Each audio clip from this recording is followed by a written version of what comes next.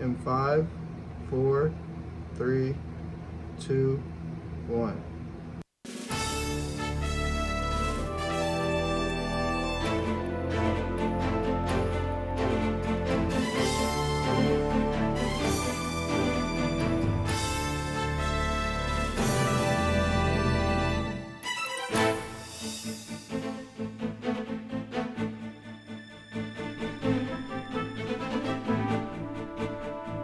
Hello everyone, and welcome to a special edition of Watching Washington. I'm Jordan Smith.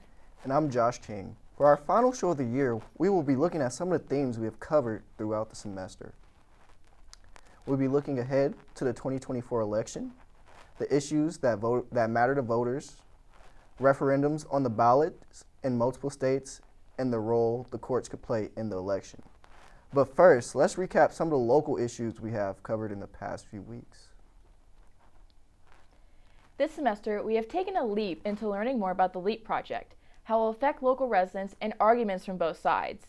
The LEAP project stands for Limitless Exploration Advanced PACE. The website states it is a 9,000-acre plot of land meant for a manufacturing or corporate campus. Companies such as Eli Lilly, Cummins, Corteva, and Roche are expected to move in. It is expected to bring over 50,000 jobs to the Lebanon area. In order to accommodate these large corporations, a pipeline is to be placed from the West Lafayette and Lafayette area to pump water into Lebanon.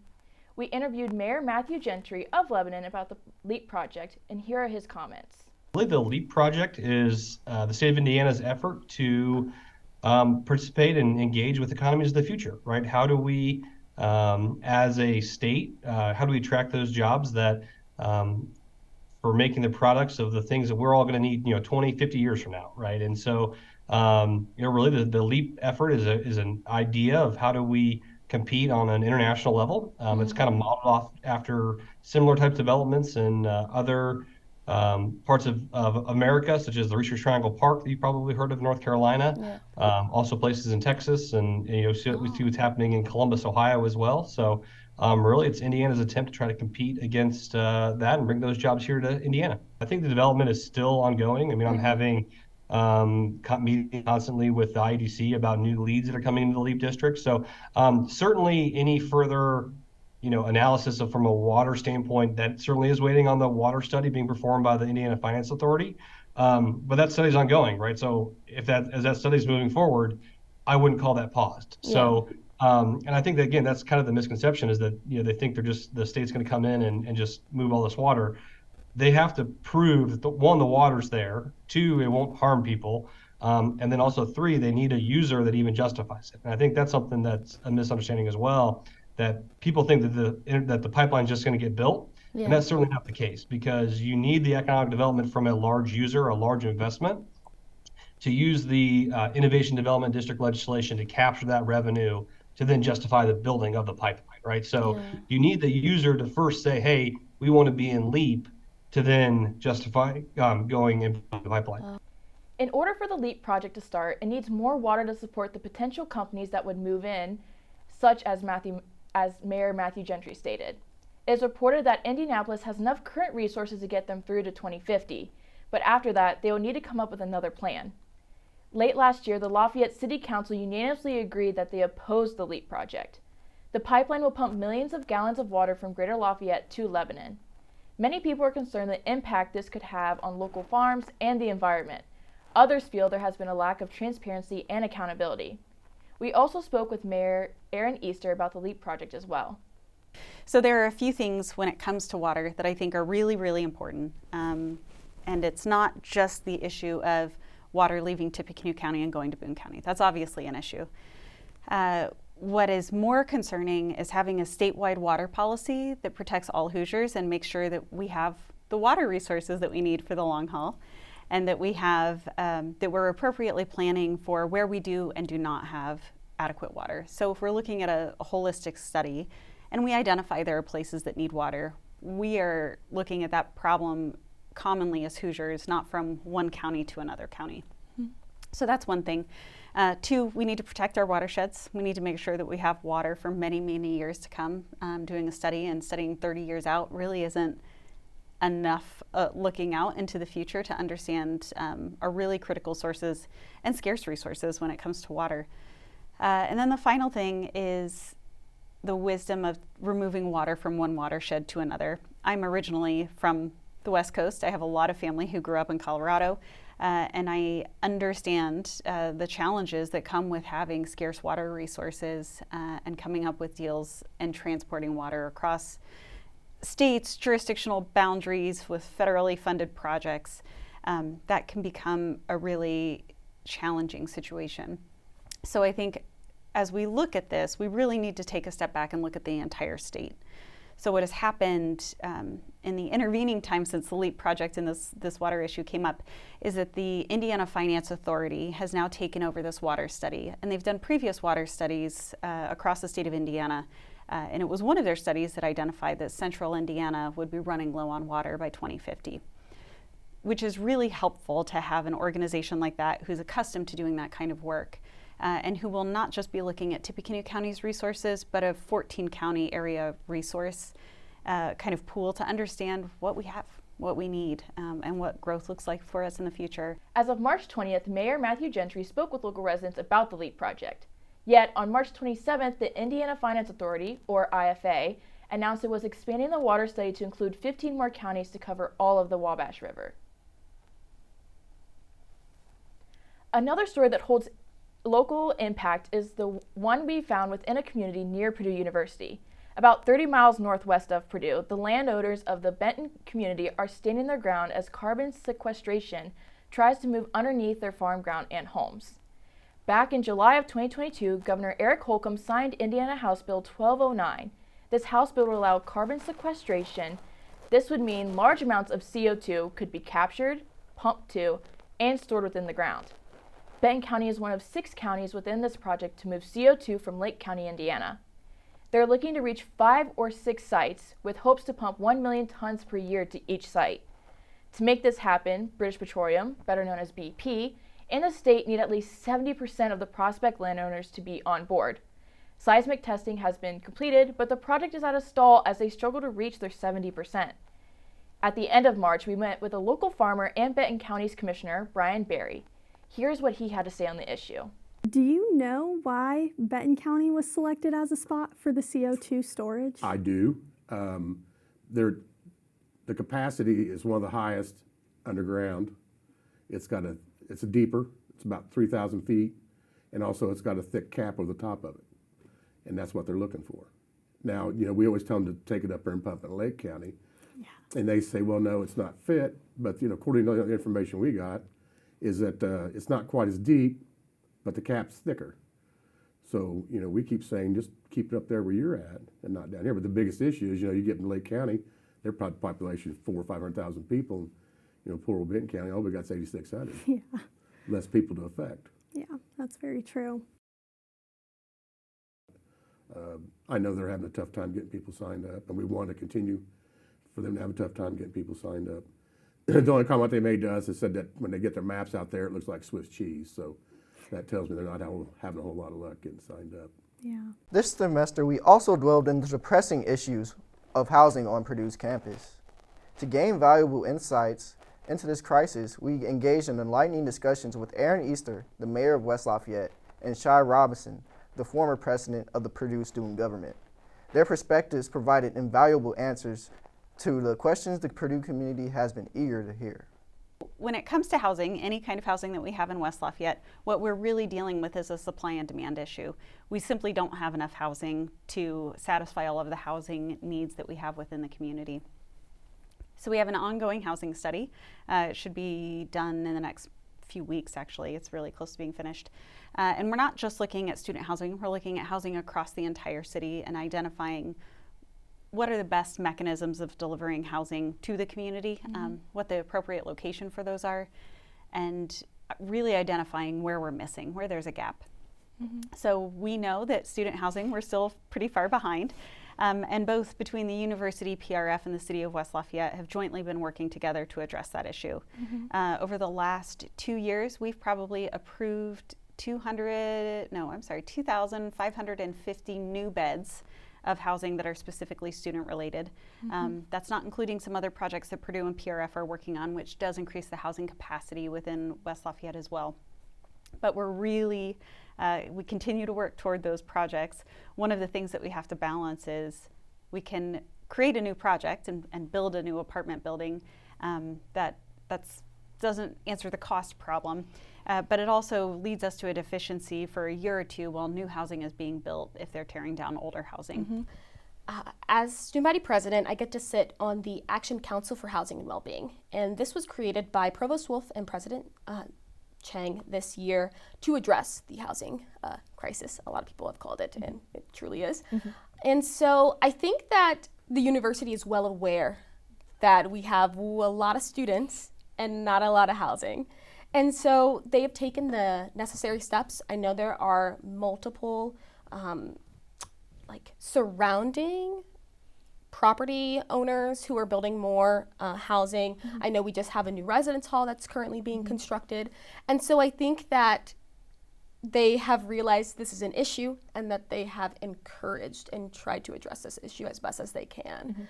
I know that this, from my conversations and what has been continuously communicated with me, is that this is not an issue that's going to solve itself overnight. And so, but any steps that we can take to make it better, I think, is what they're trying to do.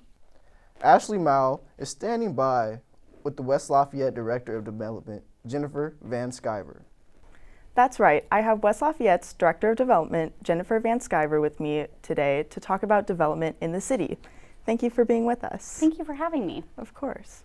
So first, tell us about the role the Director of Development plays in West Lafayette. Like, what are the different things that you're responsible for? Right, so I think cities typically use economic development, but in the city of West Lafayette, we actually use development as economic development, redevelopment, and really our first line of defense for all of our special projects that kind of come to the city, whether that's things that need to be studied or projects that are going to come to the city for businesses or housing developments, and we get to kind of be the first line of defense for that.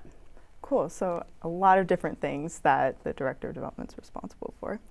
So there's been a lot of news recently regarding development in West Lafayette. There was the announcement of the $4 billion SK Hynix project in collaboration with Purdue.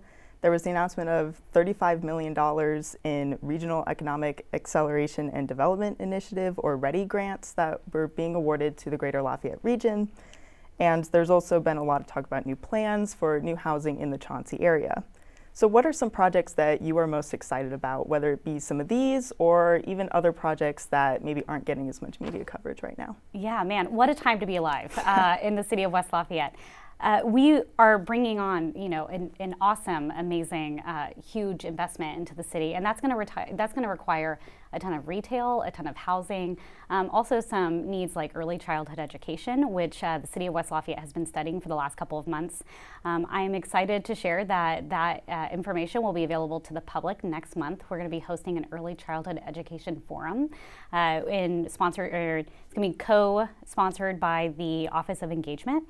And we're just really excited to bring everyone to the table to talk about how we're going to address childcare needs across the community.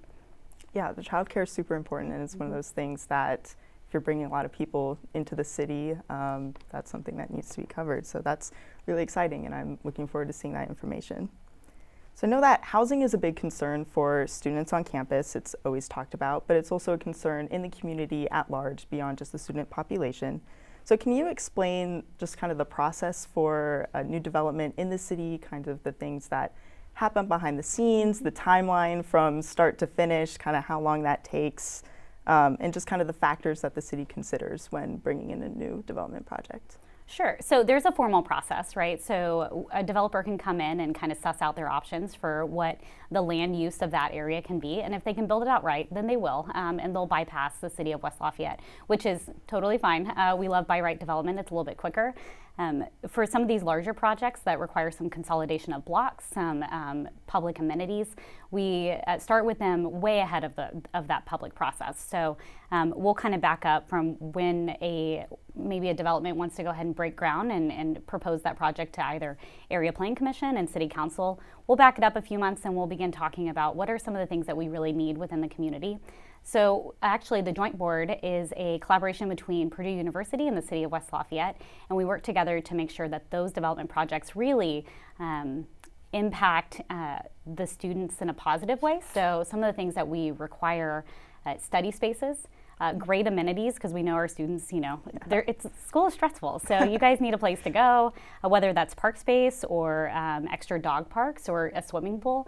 We're really driving developers to see it from a student perspective. And then how can that development interact with all of the residents in the city? So whether that's ground retail space, restaurants, any type of public amenities like extra parks or plazas, we're really interested in. Very nice, but it sounds like it's a very long process. It is. It's not just we need housing now and we can build a building in a day. It Yeah, sounds our like Levy Landmark project down at the corner of State and River took 4.5 years, and that was a lot of consolidation of parcels and consideration of the utilities that go underneath the ground. Some of the least sexiest stuff about developments, but they're also the most critical is infrastructure. Very nice. So throughout the semester, this class has covered the LEAP project a lot in Boone County and looking at the water issue that surrounds that project. So I guess my question for you is, what are some of the factors that the City of West Lafayette considers when bringing in a new economic development project that might be larger in size, and how do you balance the sort of potential economic benefits that could bring to the city with potential strains on resources or housing and infrastructure? Yeah, we consider a lot of things. I think one of our biggest constraints is going to be our wastewater treatment facility. It can only process so much wastewater at one given time. And if we've got student developments, a $4 billion chips manufacturing company, we have to be able to process all of that. So we're constantly checking in with our utility director, who's been with us for decades, and our streets department to make sure that our roadways are wide enough, our sidewalks are walkable, our street signals are accessible for all modes of transportation, whether that's students walking, bicycles, or even scooters right now. We're considering a lot of things behind the scenes, and we always start with our wastewater and our streets. Very cool. So then how does the city work with Purdue as a partner on both housing and economic development? You mentioned the joint board when it comes to housing, but I guess with different things like the chips packaging plant, kind of what does that collaboration look like? Yeah, during those initial negotiations, we were on the phone with Purdue and Purdue Research Foundation a couple times a week, just making sure that the city could sustain the infrastructure that would be coming to the city at large. In addition to that, we work really well together. We're at Area Plan Commission meetings together. We're going through the plan development process together.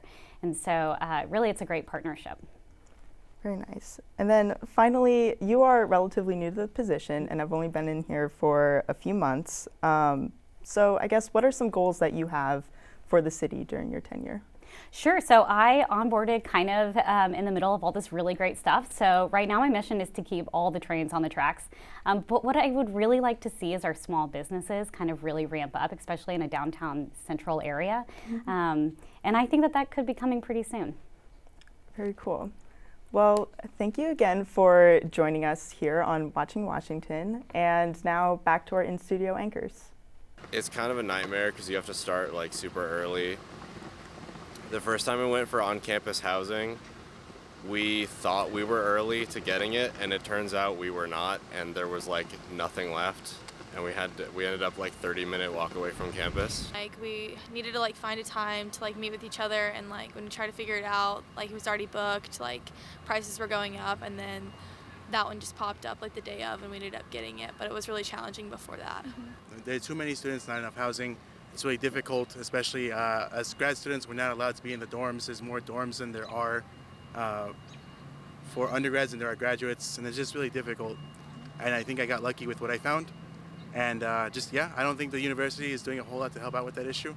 And if anything, they're only making it worse by accepting more and more students each year. And I definitely think that they should either have like less people here at campus or adding more housing, and especially parking with that.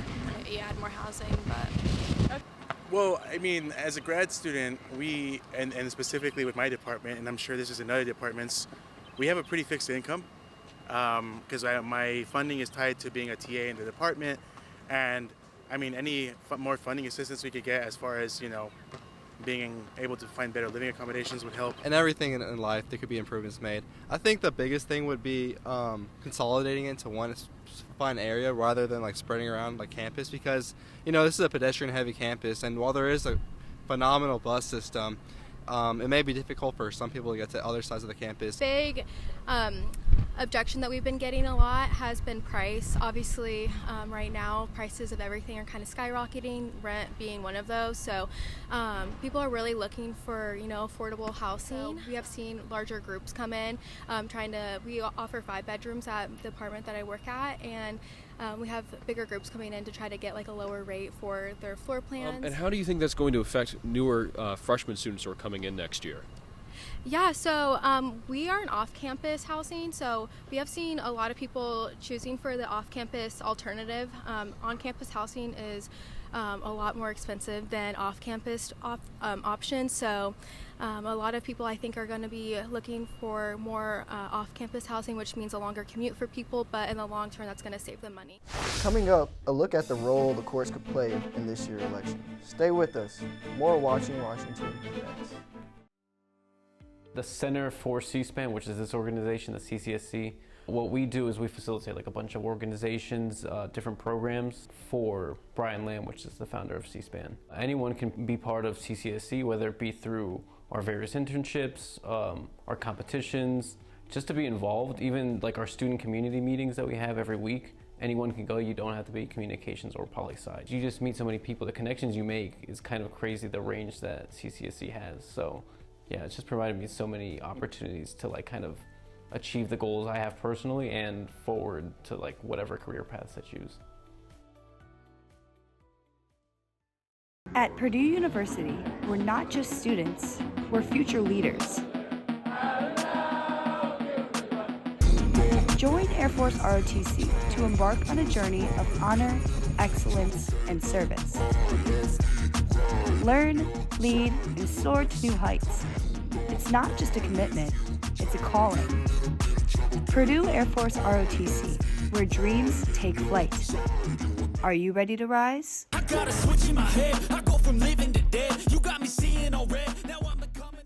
Welcome back. I'm Maggie Kell. And I'm Ashley Mowell. Our next segment will look at the impact of the courts could have on this year's election. First, it is hard to ignore the historical significance of a former president facing criminal charges while actively campaigning for the presidency. The trial is underway in the Manhattan hush money case, where Trump was charged with 34 felony counts of falsifying business records. Trump also faces charges in Georgia for violating the state's anti-racketeering law by scheming to overturn the 2020 election results. He faces charges in Florida in the classified documents case. And he is indicted in Washington, D.C. on felony charges relating to the January 6th. While Trump is in the courtroom, he is unable to be out the campaign trail. And these cases have the potential to influence Trump's favorability in the polls, especially if a verdict is handed down before the election. The Supreme Court has also heard cases relating to Trump. Notably, the Supreme Court reversed a Colorado Supreme Court decision which barred Trump from having his name on Colorado ballots in the 2024 election. Also to watch will be the charging of January 6 rioters with obstruction. The court heard oral arguments last week regarding the obstruction law that put several rioters behind bars. As we've reported previously, several January 6 rioters are looking at an early release from prison. The Supreme Court's decision will focus on the constitutionality of an obstruction law used to incarcerate these individuals in the first place. This court could have implications for Trump since some of the charges he faces in D.C. use the same statute in question. Finally, the Supreme Court will hear oral arguments on whether a former president, in this case Trump, enjoys immunity from criminal prosecution for acts performed during their tenure in office. If the Supreme Court releases a decision quickly, then there could still be time for a potential trial to begin before the election. However, if the decision is not released until late June, even if the court rules against Trump, it is unlikely that a trial will occur before voting begins in the fall. Trump's immunity case is not the only case before the court where the timing of the decision could have electoral impacts. Back in October, the Supreme Court heard oral arguments in Alexander versus South Carolina State Conference of the NAACP, in which plaintiffs argued that South Carolina's congressional maps were an unconstitutional racial gerrymander. While the Supreme Court has not yet issued a ruling, a district judge ruled that the contested maps will remain in effect for the 2024 election, citing a lack of time to draw new maps prior to the state's primary election. This means that even if the Supreme Court decides the current maps are unconstitutional, the current maps will be used in the election. And while 2024 has brought us several crucial decisions, it's impossible to ignore the topic of abortion this election cycle. In a 2022 landmark decision from the nation's highest court, Roe v. Wade was overturned, largely giving power to the states in regards to abortion restrictions. As Reuters reported, an inability for Republicans to gain ground in the 2022 congressional midterms is largely attributed to voter backlash from this decision. We've seen candidates this election cycle again center the issue of abortion in their campaigns, and the inclusion of state constitutional amendments on the ballot in many states to protect abortion access in the wake of Dobbs could prove to be a motivating factor for people to vote. It's not just decisions from the court that could impact the presidential election, but the makeup of the court. Justice Clarence Thomas at 75 years old and Justice Samuel Alito at 74 could be close to retirement. Thomas and Alito are both members of the court's conservative bloc. Should one of them vacate the position while a Democrat is president, conservatives could lose a seat on the Supreme Court. Alternatively, should Trump win the Republicans gain control of the Senate, the two justices will likely retire, making space for those seats to be filled by young conservative justices. Especially with fundamental issues like abortion at play, the makeup of the court is extremely important to both conservatives and liberals. The judicial system and control of the courts in the United States has had an increased level of importance these past few election cycles. State judge elections have moved from low-profile down-ballot races to topics of national discussion, like the election of Judge Janet Protasiewicz to the Wisconsin Supreme Court in 2023, which gave liberals a majority on the bench in that state. According to the Associated Press, spending in the race topped $42 million, nearly triple the previous national record for a court race. A continuance of this trend will be important to watch in upcoming elections. Now we also want to see how much Purdue students know about the Supreme Court. Follow our staff to take a quiz for people on campus. Kim, Kylie Jenner, and then Kendall Jenner, Courtney, and Chloe. And then Kris Jenner, of course. Don't forget Robert, Kim, Chloe, Courtney. That's all of them, right? Oh, shoot. Past or current? Anyone. The way I was gonna say Ronald Reagan was horrendous. I've got none. Got none. No. I'm gonna be honest, not a single one. Mr. Justice? Mr. Justice. I don't know. I can picture them. Yeah. Amy Coney Barrett. They're the ones that like do the bills and stuff. Like no, they're not. They can't do the bills. No, that's like no, that's not. No. Does the TikTok ban count? That's not it, is it? That is? Okay. No? No. Well, that's just most recent. Weren't you saying like the school one? There was like a school one, like way back, like Roe v. Wade, Plessy versus Ferguson, Brown versus Board of Education. Up next, more on the 2024 election. Stay with us.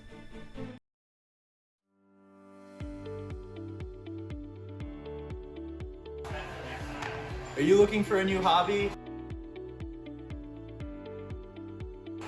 Or you want to have a fun evening with your friends?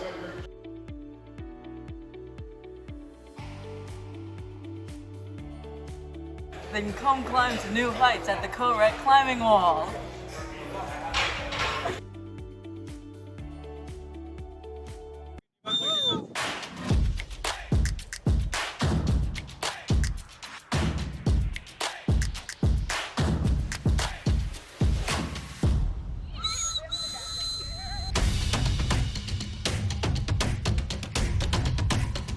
are energetic, we are motivating, and we are unique.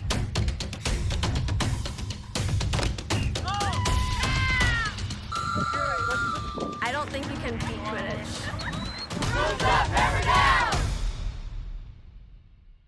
Hello, I'm Audrey Doyle. And I'm Jimmy Sebeski. Now we're going to take a look at the 2024 presidential election. The matchup in the race for Commander-in-Chief was confirmed during the primaries. It will be a rematch of the 2020 election between former President Donald Trump of the Republican Party and President Joe Biden of the Democratic Party. Although the presidential election will be the one making headlines this fall, there are plenty of other important elections in Congress coming up in 2024. 33 Senate seats and all 435 House seats will be up for election in the fall. Right now, the Republicans have a slight majority in both the House and the Senate. Also, the states of Arizona, Montana, Nevada, and Ohio all look like they will come down to the wire. The Republicans gained 10 seats in the House 2 years ago, which gave them the slight majority. With how tight the races in both parties have the ability to gain control in Congress, it will certainly be a wild election season this fall. Immigration being an issue on voters' minds is certainly not a new concept. The recent surge of immigrants at the border has brought the spotlight onto the issue again. Both sides agree that the border is a problem, but how will Democrats and Republicans deal with it, and how will state governments play a role? NBC News reports that, quote, Trump has promised a sweeping crackdown on illegal immigration and tougher executive actions. Biden is asking Congress to give him more tools to manage an overwhelmed border and create new legal pathways to immigrate to the U.S., end quote. Trump plans to stop what he calls a border disaster by ending policies like catch and release and restoring Remain in Mexico. Trump also plans to use the National Guard and local police to help remove illegal immigrants. Though Trump has these plans and Biden has reversed some of the policies that Trump put in place during his presidency, Biden has changed his stance on immigration. Biden has worked on stricter laws and policies to limit access for immigrants to gain asylum. The economy is an ever-present and all-encompassing issue. Most other issues have ties to the economy. Inflation is on the rise and voters may not be able to afford the basics. How can our future president impact something that always seems to be a problem? Biden plans to raise taxes on companies and the wealthy while taking steps to reducing spending for the middle class. He also plans to introduce tax credits and mortgage assistance for first-time homebuyers. While Trump wants to cut taxes for everyone, Trump also plans to reduce trade with other countries, specifically China. This would hopefully create jobs and boost manufacturing in the U.S. Because the presidential race is a rematch of 2020, voters are wondering what else could happen twice. When Trump lost in 2020, political extremists marched to the Capitol building on January 6th. Trump is currently on trial for his involvement with that very incident. If the election doesn't turn out the way that someone wants it to, what's stopping them from causing a bigger scene than before? Biden often speaks about how he believes Trump to be a danger to democracy. Some Republicans don't want to support Trump because of how far-right he is. Trump, as you can expect, sees no issue with his view, and he supports far-right audience. While all of these issues are important, none will matter if the Earth is no longer habitable. Climate change is something that experts have been talking about for years, but what can our future president do about it? What policies can be introduced to make sure that our Earth stays around for future generations? According to BBC, Trump does not believe in climate change and stated it is, quote, mythical and non-existent, end quote. However, there have also been tweets surfaced from the former president that state it is very important to him. Actions do speak louder than words, so when it is done throughout the presidency, it is documented that the Trump administration has taken approximately 130 steps that set the U.S. back to fighting climate change. Some of these examples include his decision to withdraw from the Paris Climate Agreement, replacing President Obama's Clean Power Plan, and attempting to freeze the fuel efficiency standards imposed on new vehicles. According to World Resources Institute, the Biden administration has taken steps to fight climate change, and here are some of the achievements that were made. In April 2021, President Biden committed to cutting greenhouse gas emissions by 50% by the year 2030. Also in 2021, signed an executive order to directing federal agencies to purchase 100% zero-emission vehicles by 2027. Our health is something that is very important to voters. As the average age increases, people need even more health care for even longer. How will our future president work to make health care accessible for every citizen? The Trump administration has touted they have done a significant amount of work to make health care more affordable for the American people. Under Trump's presidency, more than 90% of the United States counties have multiple options on the individual insurance market to choose from.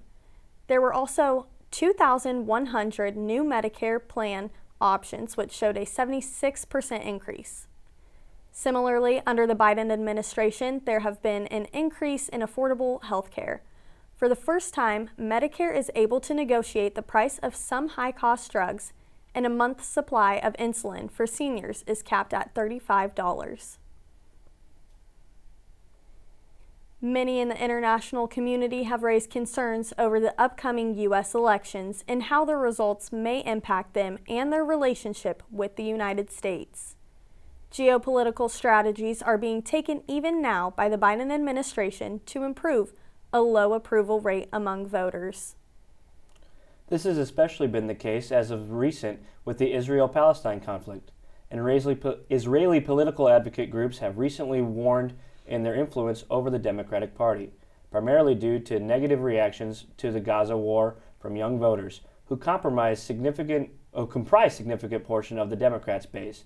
Republicans have been utilizing the wave of global instability in places such as Sudan, Ukraine, Israel, and Afghanistan as being indicative of a weak administration. Trump has stated that conflicts such as these would not have occurred if he were in power. Russian President Vladimir Putin has made statements to Russian press that he'd prefer Biden in power due to being, quote, more predictable, end quote. This comes to a pivotal moment for the Ukraine war, where foreign military aid will be crucial to fend off incoming Russian offensive this summer. Republicans in Congress have been reluctant to provide aid without provisions for securing the border or military aid to Israel. And China has continued to be a formidable opponent to the U.S. in the geopolitical sphere.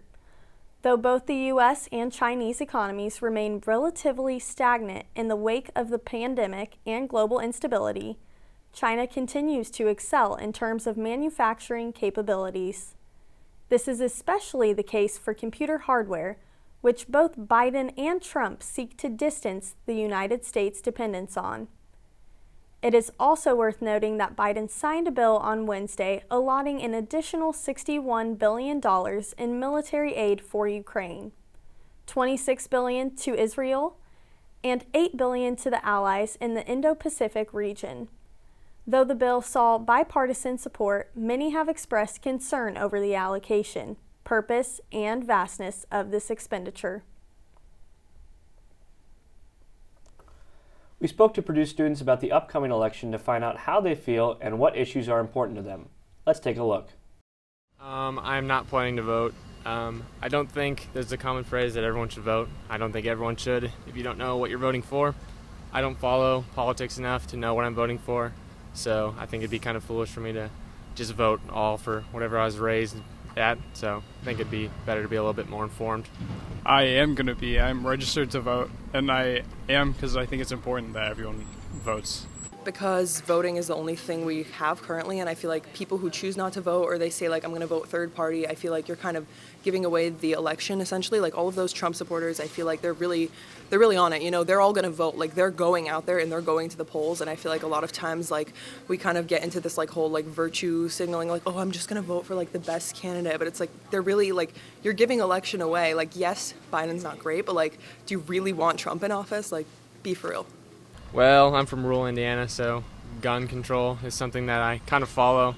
Don't really have an opinion one way or another, but it's something that's interesting to me. Abortion, another big one, just something I kind of follow. The climate is the most important issue to me because I think a lot of the it's kind of like a key issue in that like everything else is related to it, like everything from like racism, like homophobia, like all of this like desire for control. It all comes to like a major like perspective shift in our society.